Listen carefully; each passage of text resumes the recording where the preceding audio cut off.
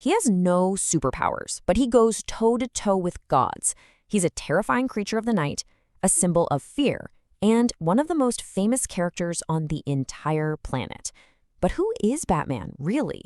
Well, to figure that out, we're going to dissect the Dark Knight himself, using his incredible 80-plus-year history as our guide. Right from the very beginning, this single thought is the key to everything. It's not just about fighting bad guys, it's about becoming a symbol, a weaponized piece of psychology. This quote, this isn't about picking out a costume, it's a mission statement. It tells you that Batman's real fight isn't on the streets, it's in the mind. It's about mastering fear itself. So, to really get who he is, we're going to break it down into 6 key parts. How he was created, the guy underneath the cowl, his unbelievable abilities, the family that keeps him human, the villains who define him, and of course, his amazing legacy. Okay, first up, the birth of vengeance. You know, every legend has a beginning, and Batman's is easily one of the most powerful and tragic stories ever put to paper. So let's go back to 1939. Superman is a massive hit, and DC Comics is scrambling for another one. Artist Bob Kane comes up with the name Batman, but it was the writer Bill Finger who really shaped the character we know today. Finger was the one who said, hey, let's ditch the red suit, give him a dark cowl, a scalloped cape, make him a detective. And for decades, Finger got almost no credit for it. He was truly the secret co-architect of the Dark Knight. And his popularity just exploded. I mean, think about this timeline for a second. He shows up in March of 1939. Just a few months later, we get his tragic origin story. And by 1940, he's already got his own comic book and a sidekick, Robin. The entire core of the Batman mythology was built in just over a year. He became a superstar almost instantly. And this is the moment, the event that everything else is built on. One horrible, random act of violence in a dark alley. The sound of those gunshots echoes through every single Batman story. That oath, the promise a little boy makes to wage war on all criminals, that is the engine that never, ever stops running.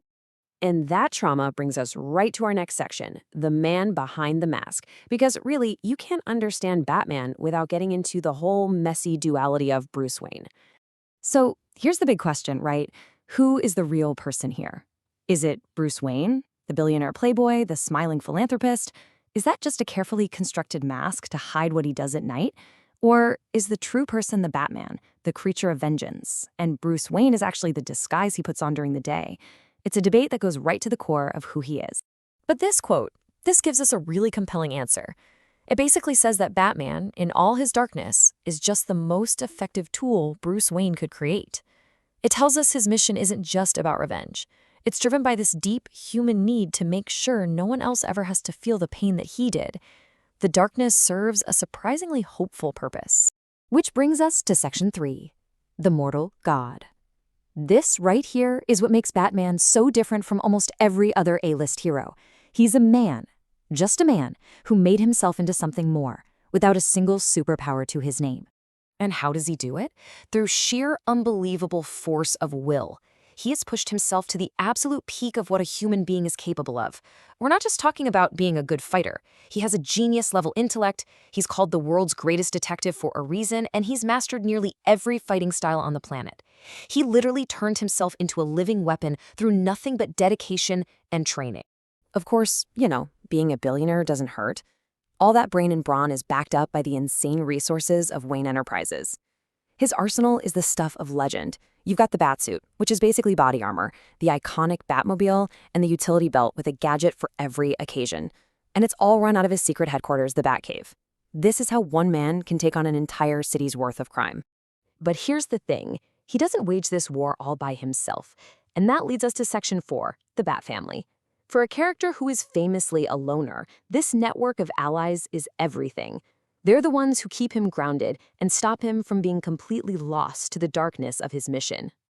And right at the very center of that family is Alfred. Calling him a butler is the world's biggest understatement.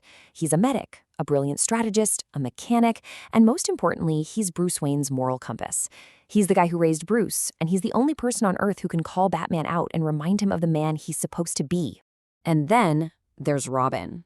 The role of Robin is so interesting because it shows how Batman, a man created by tragedy, tries to save other kids from it.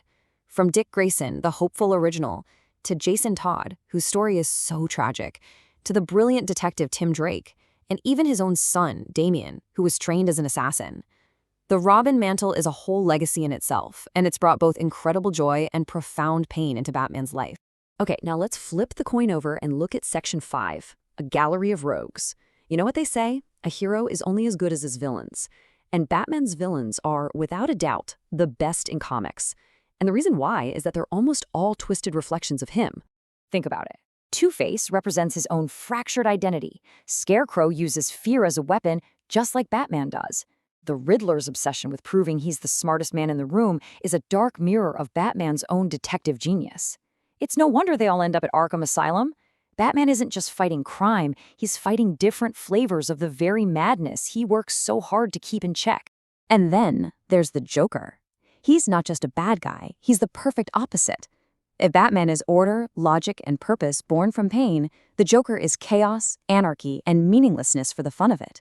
He's the ultimate test, an unstoppable force of pure insanity, whose only goal is to prove that Batman's entire mission, his entire life, is just one big joke.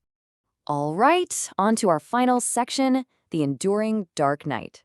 So how does a character born in 1939 stay one of the most popular figures in the world today? Well, the answer is pretty simple. He has an incredible ability to change with the times. He's never been just one thing. In the 40s, he was a gritty pulp hero who would sometimes kill criminals. Then in the 60s, he became the campy pop art icon from the Adam West TV show, you know, the Bam Pow Batman. The 70s brought him back to his darker detective roots, and ever since the 80s, he's become the deeply complex psychological anti-hero that we mostly know today. And that constant reinvention has led to just staggering success. 460 million comic books sold worldwide. That number is almost hard to wrap your head around. He's not just a popular character, he's a global phenomenon. And if you needed any more proof of his cultural importance, in 2024, he became the very first superhero to get a star on the Hollywood Walk of Fame. That's a huge deal. It's official recognition that he's transcended comics and become a permanent, legitimate piece of pop culture history. So all of this brings us back to that one central question. After more than 80 years, what are we looking at? Is he the ultimate hero, a symbol of how someone can turn their worst pain into a force for good? Or is he just a man forever trapped by that one night in an alley, doomed to relive his trauma over and over again? The fact that we can still ask that question, well, that's the beautiful, dark complexity that keeps us all so fascinated.